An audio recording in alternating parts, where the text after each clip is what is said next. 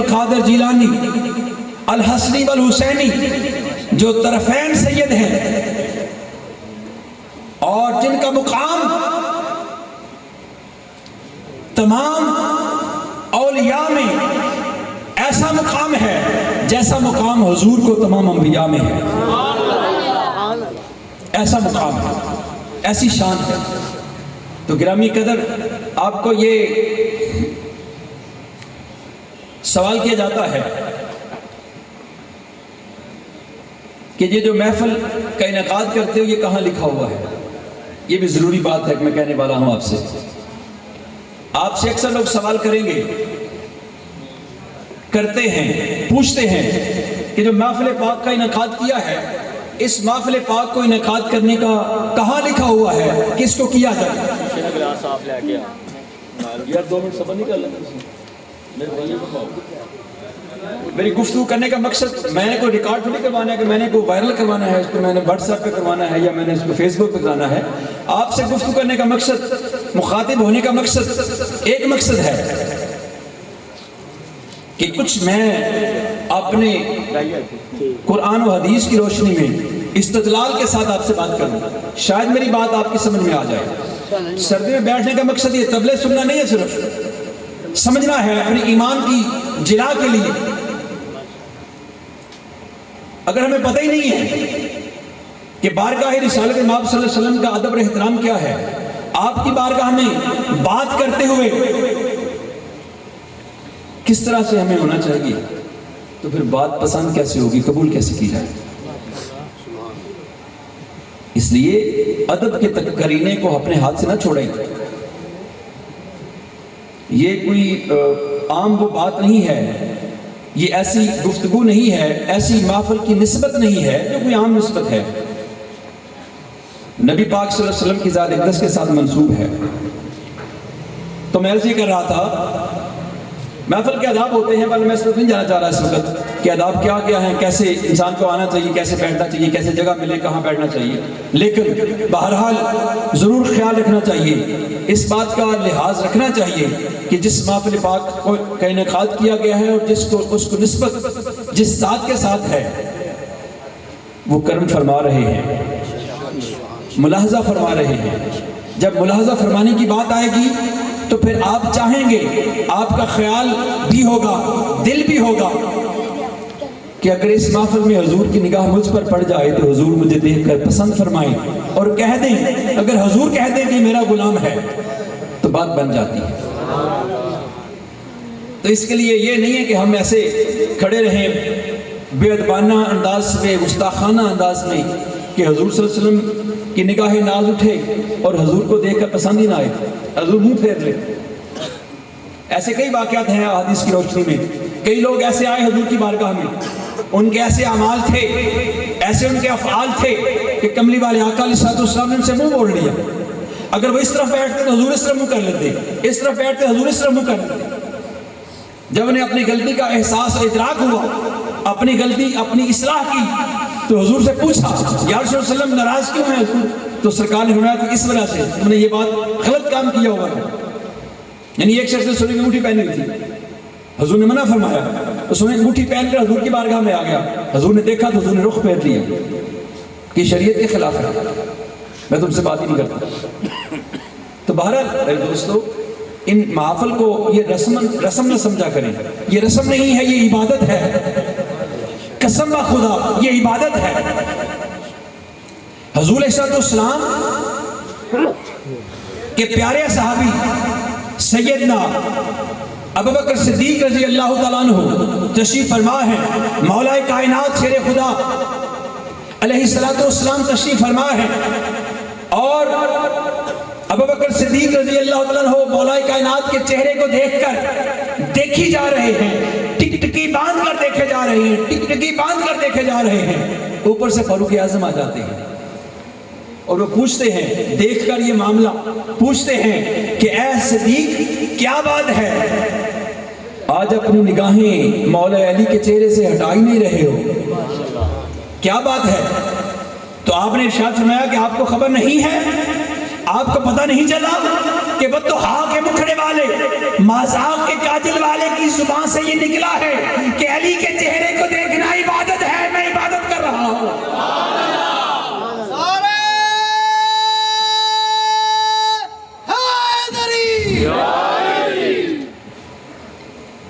تو صحابہ نے عرض کیا یا رسول اللہ صلی اللہ علیہ وسلم، حضور کچھ لوگ تو وہ ہوں گے جو علی علیہ السلام کے چہرے کو دیکھ کر عبادت کر رہے ہوں گے، اور کچھ وہ لوگ ہوں گے جن کو زیارت نصیب نہیں ہوگی، وہ اس رحمت سے محروم رہ جائیں گے۔ میں قربان جاؤں، کملی والے آقا علیہ السلام کی نوری زبان نے جنبش لی اور ارشاد فرمایا اے صحابہ، میں کسی کو محروم نہیں چھوڑوں گا جو علی کے چہرے کو نہ دیکھ سکے گا، جو علی کا ذکر کرے گا، ذکر کرنا بھی عبادت ہوگا، علی کا ذکر کرنا بھی عبادت ہوگا۔ ارے جس کی زبان سے نکلے علی کو دیکھنا عبادت ہو جائے، جس کی زبان سے نکلے علی کا ذکر کرنا عبادت ہو جائے، اس ذات کا خود مقام کیا ہوگا، ان کے ذکر کا پھر حال کیا ہے، ان کے اپنے ذکر کی کیا کیفیت ہوگی اور ان کے خالق کے ذکر کی کیفیت کیا ہوگی۔ گرامی قدر، یہ چیزیں حساس ہیں، بہت حساس ہیں، ان کو سمجھنے کی ضرورت ہے، اس میں گم ہونے کی ضرورت ہے۔ گرامی قدر، اگر ہم ایسا نہیں کریں گے تو ہمارے دامن اس طرح سے نہیں بھریں گے جیسے ایک عاشق کے دامن کو خدا اپنی رحمتوں سے مالا مال فرماتا ہے۔ تو میں یہ عرض کرنے کا تھا، وقت کافی ہو رہا ہے اور ناز خان بھی بالکل تیاری پکڑ کے بیٹھے ہوئے ہیں۔ میں صرف یہ کہنا چاہ رہا تھا کہ آپ سے یہ پوچھا جائے کہ یہ تم محفل پاک کا انعقاد کرتے ہو، یہ کہاں لکھا ہوا ہے؟ اور یہ اکثر یہ سوال ہوتا ہے اور پھر ہم آئیں بائیں شائیں کر کے بھاگتے ہیں، دلائل دے نہیں سکتے، لیکن میں آپ کو ایک دلیل سادی سے دینا چاہتا ہوں، بڑا سادہ سا، آپ ڈٹ کے سینہ تان کے کھڑے ہو کر بات کریں، سوال کریں۔ محفل میں ہوتا کیا ہے؟ محفل میلاد ہو، ذکر مصطفیٰ ہو، ذکر غوث الورا ہو، ہوتا کیا ہے؟ اللہ کا ذکر۔ کیا ہوتا ہے؟ بولو تو صحیح آج۔ اللہ کا ذکر ہوتا ہے۔ کس کا ذکر ہوتا ہے؟ اللہ کا ذکر۔ جو ہمارا خالق کون ہے؟ اللہ ہے۔ ہمارا مالک کون ہے؟ اللہ ہے۔ کائنات کا خالق کون ہے؟ اللہ ہے۔ اللہ کا ذکر ہوتا ہے، پھر اللہ کے رسول کا ذکر ہوتا ہے۔ اللہ کے رسول کے آنے کی بات ہوتی ہے، کرم فرمانے کی بات ہوتی ہے، وما ارسلناک الا رحمۃ للعالمین کی باتیں ہوتی ہیں، حریص علیکم بالمؤمنین رؤوف الرحیم کی باتیں ہوتی ہیں، آپ کے تذکرے ہوتے ہیں، آپ کے حسن و جمال کی باتیں ہوتی ہیں، آپ کے پیار کی باتیں ہوتی ہیں۔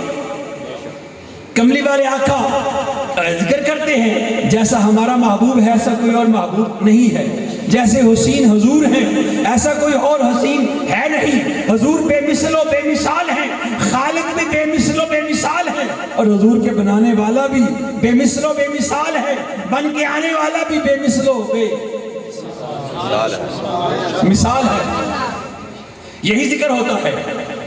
اور اس شاک نے بھی ترجمانی فرمائی کہ سونے محبوب کے حسن کی اور آپ کے آنے کی، اور کہنے کیا اٹھے کہ تو شاہ خوبا تو جانے جانا، شاہ خوبا تو جانے جانا ہے، چہرہ ام الکتاب تیرا نہ بن سکی ہے، نہ بن سکے گا، نہ بن سکی ہے، نہ بن سکے گا، مثال تیری جواب تیرا نہ بن سکی ہے، نہ بن سکے گا،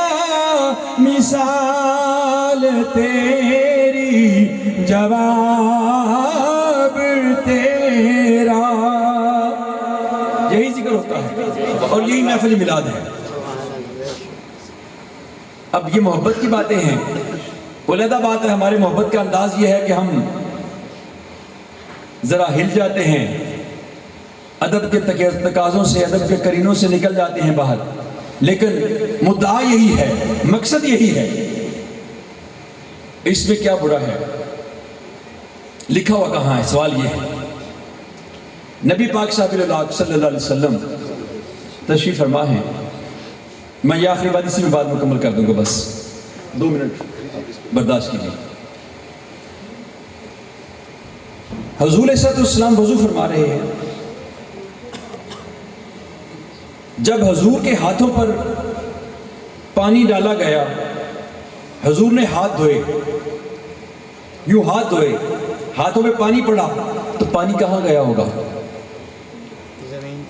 کشش ثقل بائی گریوٹی زمین کی طرف جائے گا نا۔ پانی ہاتھوں کو مس کرتا ہوا زمین کی طرف جانا چاہ رہا ہے، مگر اصحابہ پاس ہیں، اصحابہ اپنے ہاتھوں پہ لے لیتے ہیں، ہاتھوں میں لے لیتے ہیں، حضور کے ہاتھوں کا دھلا ہوا پانی ہاتھوں میں لے لیتے ہیں، اسے پی لیتے ہیں۔ کیا کرتے ہیں؟ پی لیتے ہیں۔ پھر ہاتھوں میں پانی لیتے ہیں، ہاتھوں میں مل کر اپنے جسم پر مل لیتے ہیں۔ دوسرے صحابی دائیں بائیں ہیں، کبھی وہ پانی جب وضو فرما رہے ہیں تو پانی چہرے کو مس بھی کرتا ہوگا نا، حضور کے چہرے پہ پانی لگ کر مس کرتا ہوا، داڑھی مبارک سے ہوتا ہوا زمین کی طرف جانا چاہ رہا ہوگا، زمین ترس رہی ہوگی، زمین کی تشنگی برقرار رہی ہوگی، مگر صحابہ نے پھر ہاتھ نیچے کر کے پانی اپنے ہاتھوں میں لے لیا، پی لیا، پی لیا۔ تخیل نہیں، حدیث پاک کا ترجمہ سنا رہا ہوں، صرف انداز میرا اپنا ہے، ذرا ہاتھوں میں لے کر پھر پی لیا، ہاتھوں کو جسم پہ، چہرے پہ مل لیا، جسم پہ مل لیا۔ جو دور کھڑے صحابی ہیں جن کے ہاتھوں میں پانی، وضو والا پانی، غسالہ نصیب نہیں ہوا، جس کے ہاتھوں کو لگا وہ اس کے ہاتھ سے ہاتھ مل کر اپنے چہرے پر مل رہے ہیں، جسم پر مل رہے ہیں۔ یہ حدیث مبارکہ متواتر کئی حدیث پاک موجود ہیں، مل رہے ہیں۔ اس عمل کو نبی پاک صلی اللہ تعالی وسلم نے کیا نہیں دیکھا؟ جنرل سی بات کر رہا ہوں نا، جب وضو فرما رہے ہیں، وضو کرتے ہوئے پانی ہاتھوں سے دھو کر پانی نیچے جا رہا ہے، تو صحابہ کے ہاتھ نیچے ہیں، نظر آ رہے ہیں، تو حضور نے دیکھا ہوگا نا، کیوں جی؟ دیکھا ہوگا نا، بڑا بھی خیال ہے، دیکھا ہوگا۔ حضور نے منع تو نہیں فرمایا، حضور نے منع نہیں فرمایا، منع نہیں فرمایا کہ یہ کیا کر رہے ہو، شرک کر رہے ہو، بدعت کر رہے ہو، میرے دھلے ہوئے ہاتھوں کا پانی پی رہے ہو، میرے چہرے کا پانی، دھلا ہوا پانی نیچے گر رہا ہے، تم پی رہے ہو ہاتھوں میں لے کر، جسم پر مل رہے ہو، یہ کیا شرک کر رہے ہو؟ حضور نے منع تو نہیں فرمایا۔ یہ کیا ہے؟ ناراضگی کی نشانی ہے، یہ محبت کی علامت ہے؟ بولیں گے آپ نا؟ محبت کی نشانی ہے نا، یہ محبت میں کیا جا رہا ہے، پیار میں کیا جا رہا ہے، تعلق میں کیا جا رہا ہے، غلامی میں کیا جا رہا ہے کہ آقا آپ کے ہاتھوں سے لگ کر پانی جو مس ہو کر زمین کی طرف جا رہا ہے، یہ ہمارے لیے آب حیات ہے۔ کیا ایسا عمل صحابہ نے کیوں کیا؟ قرآن میں لکھا ہے؟ نہیں لکھا، میں بتا رہا ہوں آپ کو، قرآن میں لکھا ہے؟ نہیں لکھا، کہیں نہیں لکھا ہوا، اللہ کا حکم قرآن میں کہیں نہیں ہے کہ جب میرا محبوب ہاتھ دھوئے، میرا محبوب وضو کرے، تو میرے محبوب کے وضو والے پانی کو تم ہاتھوں میں لے کر پی لینا، جسم پہ مل لینا، بیماروں کو شفا مل جائے گی۔ کہیں نہیں لکھا ہوا، کوئی ایسی حدیث پاک نہیں ہے جس میں حضور نے حکم دیا ہو، حکم ارشاد فرمایا ہو کہ اے میرے صحابہ جب میں وضو کروں تو میرے وضو والی پانی کو تم پی لینا، چہرے پہ مل لینا، نہیں کہا۔ جب صحابہ نے آگے بڑھ کر محبت کا اظہار کیا، رحمت للعالمین کے ساتھ غلامی کا اظہار کیا، پانی کو ہاتھوں میں لے کر پی لیا، تو کملی والے نے منع پھر بھی نہیں فرمایا، بلکہ فرمایا من مسا فی جلدی لن تمسہ النار، جس کا جسم میرے جسم سے لگ گیا اس پہ دوزخ کی آگ حرام ہو گئی۔ سبحان اللہ۔ تو پھر پوچھیں، جو یہ سوال کریں ان سے پوچھیں، بتاؤ یہ جو عمل ہے کہ جسم کے ساتھ پانی کا لگ کر مس ہو کر دھو کر آپ کے ہاتھوں کا دھلا ہوا پانی پینا جائز ہے، اگر اس کے بعد حضور کا ذکر کرنا تو کہاں دور کی بات ہے، یہ جائز کیوں نہیں ہے؟ گرامی قدر، آپ کی محفل پاک کا مقصد میرے خیال سے اگر یہ بات آپ کے ذہن نشین رہ جائے اور یہ سینہ تان کر آپ اس اعتراض کرنے والے کو جواب دے دیں، اسے کہیں پوچھ کر بتا کہ یہ جو عمل ہے یہ زیادہ رقیق لطیف عمل ہے یا خالی بیٹھ کے ذکر کرنا زیادہ لطیف عمل ہے، یہ کہاں ٹھہرتا ہے، اس کا مقام کہاں ٹھہرتا ہے؟ ہاتھوں کا، پاؤں کا ابھی تم ہاتھوں کی بات کی ہے، ابھی پاؤں پہ پانی پڑنا ہے، پاؤں کا پانی، پاؤں سے پانی، جو پاؤں سے پانی دھوئے جائیں گے، جس پانی سے پاؤں دھوئے جائیں گے وہ پاؤں کا پانی وہ بھی پیا جاتا ہے، چہروں پہ ملا جاتا ہے، بیمار شفا پاتے ہیں۔ اعلیٰ حضرت نے اسی بات کا ترجمانی فرماتے ہوئے کہا کہ جن کے قدموں کا دور ہے آب حیات، جن کے قدموں کا دور ہے آب حیات، ہے وہ جانے مسیحا ہمارا نبی۔ اللہ رب العزت قبلی والے آقا علیہ السلام کی عظمتوں کو سمجھنے کی توفیق عطا فرمائے اور حضور علیہ السلام کے ادب اور احترام ملوز خاطر رکھنے کی توفیق عطا فرمائے۔ یہ سرکار کا ذکر جو ہے نا، یہ اعلیٰ فرماتے ہیں کہ ایسا ذکر ہے، اتنی عظمت والا ذکر ہے اور اتنا نازک ذکر ہے کہ سرکار کا ذکر کرتے ہوئے ایسے ہے جیسے تلوار کی دھار کے اوپر چلنا ہے، یہ اعلیٰ حضرت فرماتے ہیں مجدد دین و ملت۔ یعنی اتنا مشکل کام ہے، تھوڑی سی بے ادبی ہوئی، تھوڑی سی ادب کے میں کچھ فرق آیا تو ہو سکتا ہے ایمان جاتا رہے، حضور ناراض نہ بھی ہوں گے تو خدا ناراض ہوتا ہے کہ میرے محبوب کے ادب اور تقاضے کو ملوز خاطر نہیں رکھا گیا۔ تو گرامی قدر، اللہ تعالیٰ نبی پاک صاحب الولاق صلی اللہ تعالیٰ علیہ وآلہ وسلم کے وسیلہ جلیلہ و جمیلہ ہمیں سرکار کا ذکر کرنے کی، سننے کی، سمجھنے کی توفیق عطا فرمائے۔ وما علینا الا البلاغ المبین۔ ماشاءاللہ۔